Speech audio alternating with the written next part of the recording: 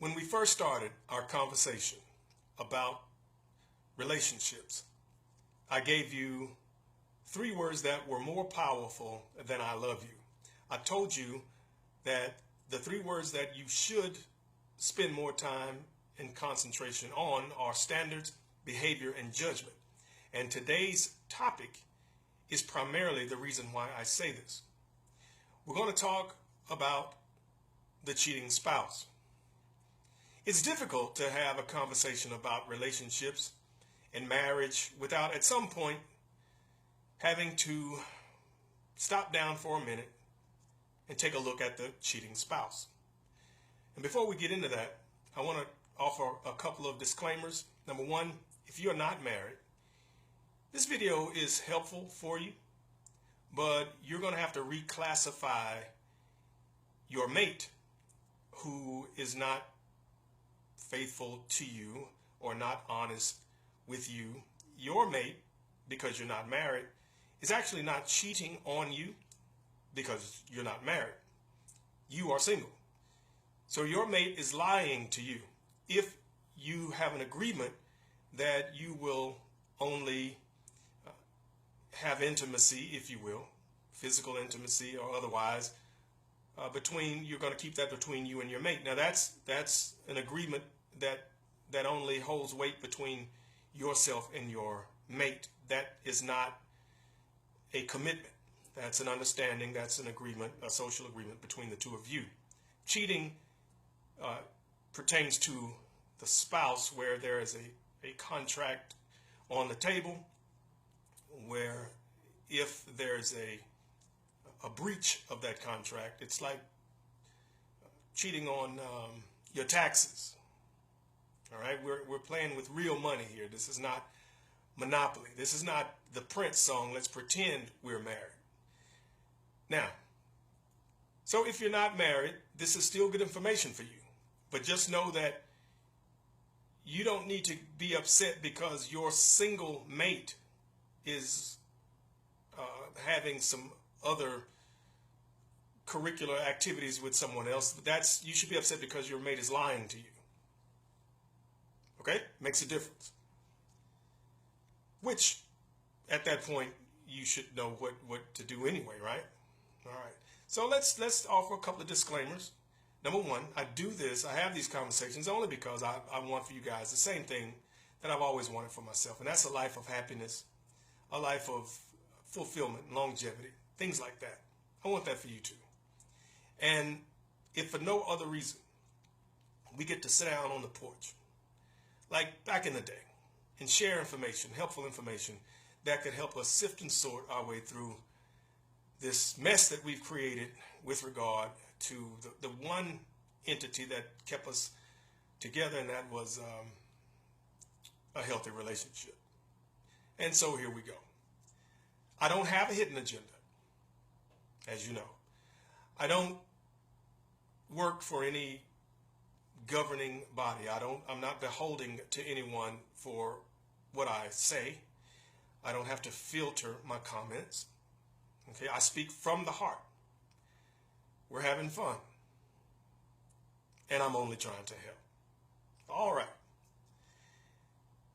Before we get into my point, I want to make sure that you guys understand that cheating is not, it's not either you're cheating or you're not. Cheating has all these elements and categories. Now, I'm not going to name these particular categories. I'll name them, but I won't number them per se.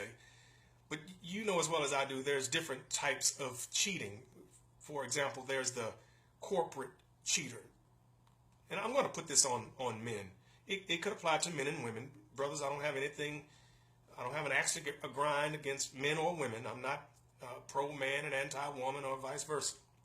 But just for the sake of continuity, let's say that in this scenario, the guy is cheating. All right? You have the corporate cheater.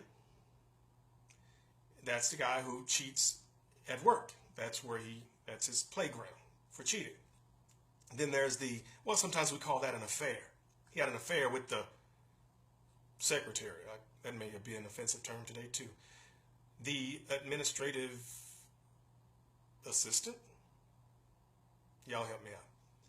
Then there's the long-term or career cheater. This person cheats like it's a second job or something, and it's almost bizarre that this person is not cheating. This person probably has never, ever been faithful or in a committed relationship. Then there's the guy his belief is tied to his cheating. He's the guy who says he's looking for his wife. And so he's always trying to upgrade. Once he cheats with one woman, and since no one is perfect, he'll use her flaw against her only to try to find a woman who does not possess that particular character flaw. She has a different one, but he'll eventually cheat on her too. Then, of course, there's the guy who parties all the time, every weekend, and so he's the weekend warrior cheater. And not necessarily every weekend, but that's where he does his dirt, so to speak. Then, of course, there's the messy Marvin cheater, the sloppy cheater. His cheating gets home and it disrupts the household and the peace and the sanctity. He's not good at it. He's bad at cheating. He's reckless, irresponsible, text messages, inboxes or emails that go awry, group emails that has all kind of damaging evidence. That guy, very reckless, which takes us to the social media or the social network cheater, the guy who pretty much does all his cheating and dirt online, and somehow it eventually comes out. And then there's the one night stand cheater, and he's more sporadic. You really don't know when. It's not a matter of if, but it's when. You can't really nail down when it'll happen, but it usually is a one night deal. It's not a long term mistress per se. And of course, there's always the occasional hooker, and if that's an accepted term these days. And then, of course, there's those other more intangible levels of cheating, which involve emotional, psychological cheating. It's not necessarily a physical thing, but it's the song, your body's here with me, but your mind is on the other side of town. All right. Before I forget, we're going to discuss this a little more live Sunday, 6 p.m. Central Standard Time on Periscope. My scope is Jay Jackson Fitness. What if I told you that there's been research where they've discovered a gene for cheaters? Those who possess this gene would have a higher percentage of people who have this gene would more than likely cheat. Now, that's not an excuse to cheat, but it goes that deep. All right, and we'll discuss that and other things. 6 p.m. every Sunday on Periscope. Now let's get back to cheating. Sometimes I think we confuse cheating with the emotion of love and care. Does your spouse love you, or does the spouse care about you, and does your spouse care about the family and all of that? And look, cheating has nothing to do with how much he loves you, with how much he cares about you, how much he appreciates having you as a wife.